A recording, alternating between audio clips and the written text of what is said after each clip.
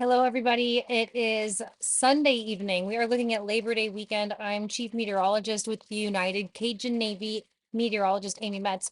I'm also a space weather forecaster. We'll be touching on that.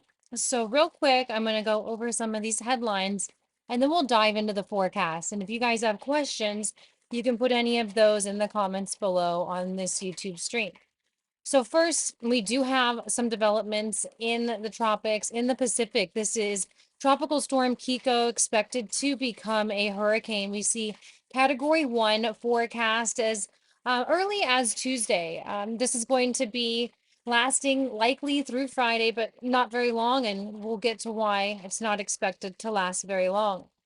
Now, as far as the United States is concerned, as a whole, we see some warnings and watches scattered across the West Coast, mainly for heat and for red flag warnings, as far as being careful about those fires. And then a lot of flood warnings around Texas, a few stretching further up into the central states, and a lot of offshore warnings along the coast of the eastern states. Now, that's going to be something that we'll want to talk about for as far as the undertows are concerned and rip currents with some of the storms, but nothing major there as far as tropical storms and landfall. But something major did come off of the storm from the sun. So this is going to be a solar storm that is going to be bringing us likely some aurora. Now, with aurora, something that I had shared about on our Facebook group, the United Cajun Navy Weather Watch group, was could this aurora that's forecast, those northern and southern lights from a geomagnetic storm that's likely to happen between September 1st and 2nd, could that increase our rainfall? And so some of those reasonings behind that would be situations to which I study here, such as the acceleration of condensational growth of water droplets in an external electric field. Now, if we go down, there's some more layman terminology here, but what we're getting at here is with this space weather inundation, when there's geomagnetic activity in our atmosphere and in our ground, there are some electrical fields that can be generated within infrastructure, within pipelines, and so on. And some of that, now, if you want to go around and see how this changes our growth droplets and water molecules, then you're somewhat like me. That's what I'm doing. So as we continue through with forecasts, understand that I do use this as part of my forecast methodology. So I'll kind of read just a little bit about what's going on here is that they have droplet clusters of water levitated in a free state. And what they're seeing with this electrostatic field of a specific degree that they have there, that the growth is actually accelerated, that the water droplets are getting bigger faster when there's an electric field around. That's what that study is saying, that they've concluded. They're not alone. There's so many others. Now, Paul Prickle is one scientist that I've been following very closely because he has actually already published and co-authored with so many other scientists who are well accredited. Think I said that right. Um, and so one of them in particular that's very close to the study I'm doing right now would have to do with these high-speed solar streams. So if you have questions about that, let me know. I don't want to stick on that too long, other than just make mention of how this upcoming aurora could be forecasted to increase our rainfall that we'll get to in a moment, and also tropical storms. So when it comes to what we have going on the way to Hawaii, this would be Kiko now. There's going to be cooler water. That's something that forecasters watch for as far as understanding if the storm is going to get stronger or weaker. It's about 80 degrees Fahrenheit that we see storms have the potential to become tropical storms. So really, if it drops below 80 degrees, and now some studies will say as cool as 78.5 will allow for cyclogenesis in the tropics. That just means basically we'll actually allow a tropical storm, even at this temperature here, what we see near Hilo. But even if it does, it's going to be very minor. Even if, let's say, we had a Cat 5 right here on Tuesday, by the time it reached 78-degree water, if it was 81 to 78, it's still going to weaken it, likely by 1 or 2 categories there in strength. And so that being said, I wouldn't put too much weight on worrying about that storm, other than the kind of rip currents it could be causing just like we're going to be seeing off the eastern seaboard this week. And so I'm going to play this, and you'll also be seeing something near Hawaii with that storm. I'll scoot it over so you can tell. And then we'll look at off the coast of Africa, what could be brewing there. But you can tell as things look pretty well circulated there around Kiko, all of a sudden these outer bands start to show a little push in. There actually is upper level wind shear. So that's one more factor that weakens these kind of storms. So another good thing for Hawaii. And to let you guys all know, just to remind you if you haven't seen it already published on our YouTube or our social medias, we are now operating worldwide. And so please let us know if you have any resources available and if you have any needs that need to be met as we move forward. Because of course, the peak of hurricane season, though, for the United States is about to be here. So, with that being said, and with that geomagnetic storm out there likely to cause some of those northern lights between the first and second, it's also going to inundate the atmosphere with a bunch of new cloud condensation nuclei. Warmer particles, more energized particles, if they can connect with the magnetosphere, the magnetic shield around Earth, then they can perturb into our atmosphere, even into the neutral density by way of gravity waves. So that's one of the more solid studies that kind of helped people figure out that, yes, we really do need to continue investigating this and looking at the fine-tuned details of space weather and their effect on our weather here. So I do suspect that this moisture plume, because of the space weather coming in, will be allowed to grow stronger, that our rainfall amounts are going to increase. Not not insanely dramatically, but enough. This isn't a huge storm. It's not a huge solar storm. This isn't a Carrington event, if you're familiar with that term.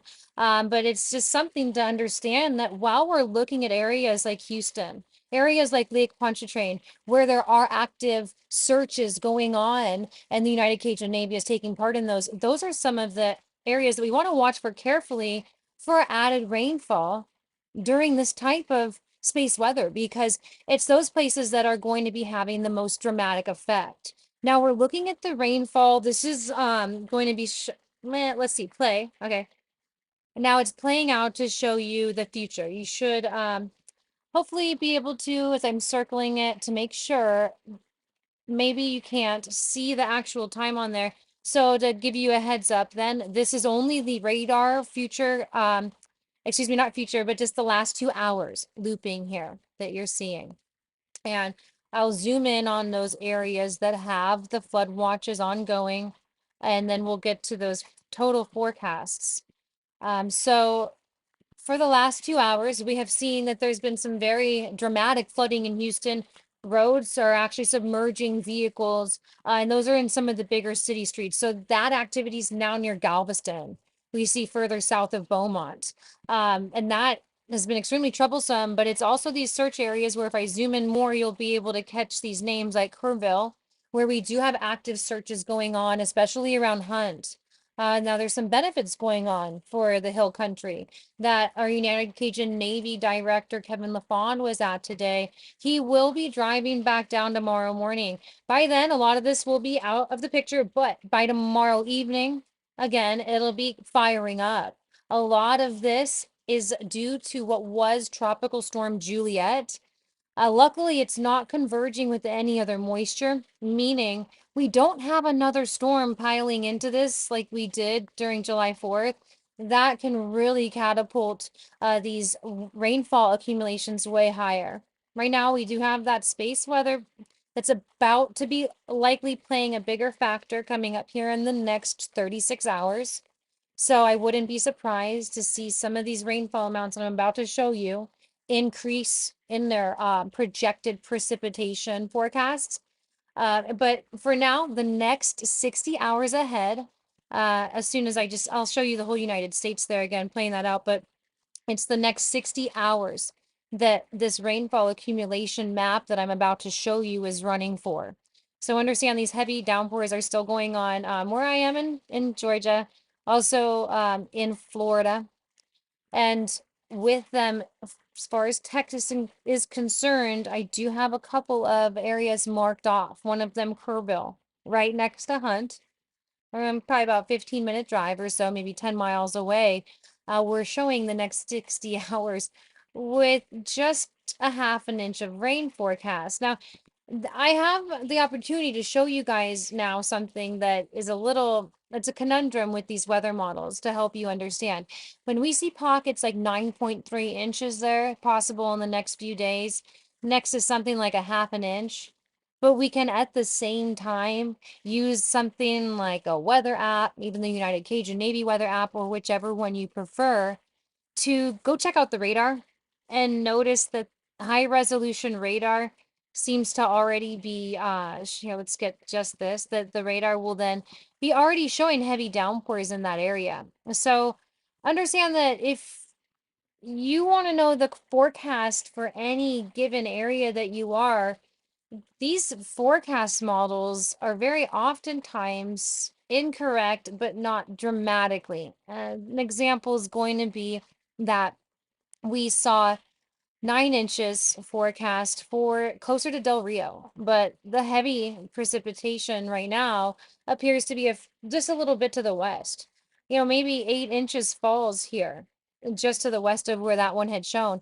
And then when it comes to Kerrville, where we had just seen a half an inch forecast over the next 60 hours, if we go ahead and play out what's just been going on over the past 2 hours, well, then we can see that somewhere that hadn't caught such a large area, excuse me, let's say a large amount of rainfall in such a small area. I'll pause it so we can really be specific here and careful to make sure you understand me. This purple area is showing that heavier side of the rain. And that's going to be one of those little spots on the radar if you see something like that, where you could know that if it was severe weather, there might be hail, maybe a tornado. But since it's not that kind of severe weather and just flash flooding, this is instead where we're going to find these massive downpours. Some of that upper level tropical moisture from what had been Juliet, after it makes its way across different parts of the Southwest, even in the desert, even though it's so dry there, different things during the day can allow for a heavy rainfall events as this water vapor passes by, especially with the daytime heating. So after it's been very hot and sunny, a lot of that air can rise. And if a lot of it does it in one place, and or there's a mountain there, some kind of a hill, it's the hill country here. If it, things push into one another, different little systems start to converge. In this case, that shouldn't. So, it's not as much of a factor, but we actually do see a little bit of that where we have some storms ahead of that, then we're drifting a little bit back into the east as we have this one approaching. We do have some extra pockets of little moistures that are going to allow then all of a sudden 6 inches of rain could be falling in that one area. We had about 18 inches of rain during the 4th of July floodings to give some contrast and a little bit of comfort to those who are worried about what's going on there. This is not too uncommon, this type of rain. Just understand that where it starts to get dangerous is when we do see these heavier pockets, and or if we just keep on having so much rain that it piles up. As in there's so many of these pockets, they're scattered about the hill country so much that it's able to pour down into one area all at once. That's where, the pile up can be very quick, but give it, about 12 hours here. We're gonna be having people waking up tomorrow, not really seeing too much evidence of this other than some of the raised rivers. But most of this will go away and then again be able to kind of regenerate as we go into tomorrow. So be aware of that. Another feature we have here, you can actually use on the weather app also, is going to be parts of these weather alerts that we have. So if we look here, this is where I was kind of giving you some of that information about Houston. There was a flash flood here. The fire department performed a water rescue along Broadway Street. Now that time here, 8:30, the time, 3 p.m. Central, but on the date, 8:31. And so this is just west, northwest, South Houston. Now what you can see here is this was right in downtown proper. When we see all of these storm alerts, I'll give you a couple opened up there around Kerr County here in a moment too. But there's going to be a lot around the big cities. And so you can click on each one to get individual information. This one says it corrects a previous flash flood report. that the fire department had performed a water rescue. So it looks like the location, they just went ahead and made a minor change to where they were. In the heat of the moment, it's more about just get the people out of there. So luckily, we haven't been hearing about anything negative so far, anything horribly negative, but there are some rescues going on as we head through the evening. This again, as I showed you earlier, is going off toward Galveston now, so not as bad in Houston at the moment.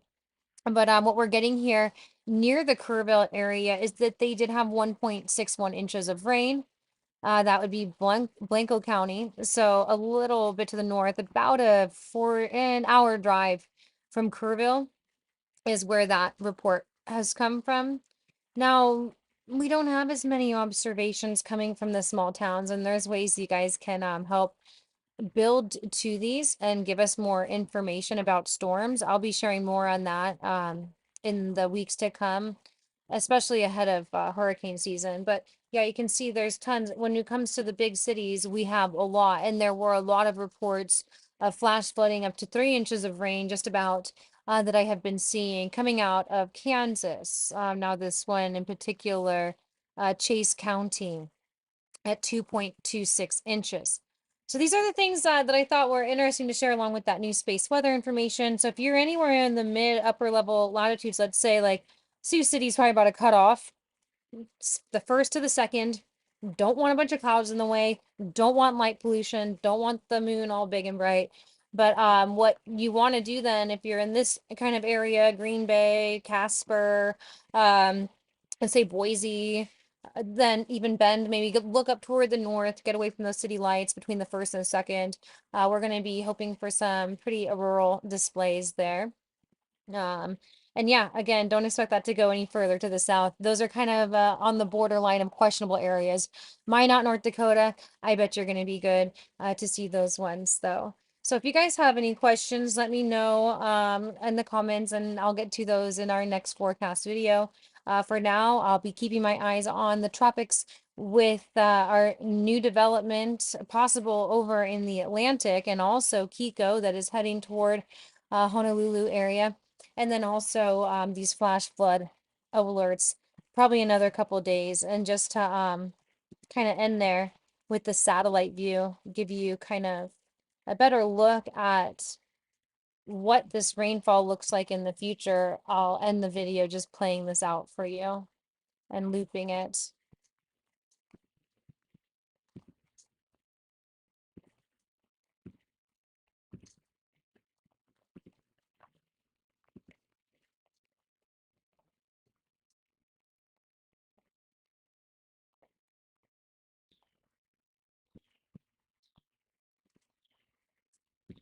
And then to explain that, change over the next couple of days to see what has happened with the space weather, the different rain reports. We'll be looking at actual observations in a couple of days when I do another live stream here and how the cloud cover has changed. Looking at it now, we do see there is some convergence coming on into the area there. And I'm going to go ahead and get rid of these so that we can see a little better.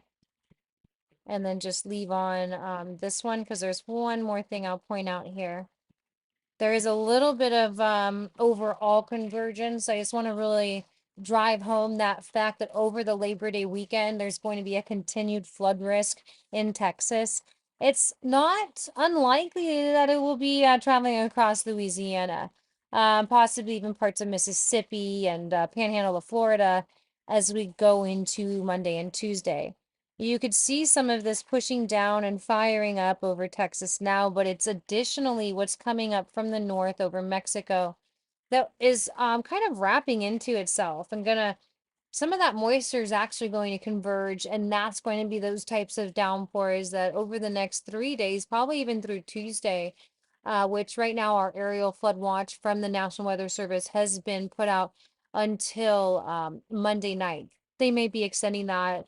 I will go ahead and just say plan wise, expect to be looking out for Tuesday with possible at least similar effects, just because of the moisture that I see further back toward New Mexico and this kind of a wraparound that's going on here. So we'll continue to keep our eyes on this and be giving our best wishes, all of those blessings and prayers to the people who are being searched for and their families who are hoping to find some answers. So join us again for our next live stream coming up in a couple of days as we develop this YouTube channel.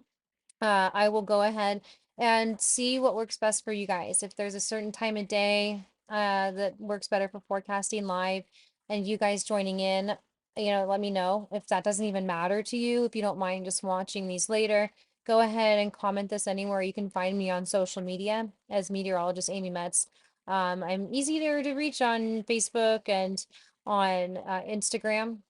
And other than that, we have all our United Cajun Navy pages in the description. So feel free to share those around, and especially when people need help or people want to volunteer. That's what we're really here for. And this is now one of our newer methods of helping people stay prepared ahead of the storms. So best wishes, everybody. I'll be seeing you guys later.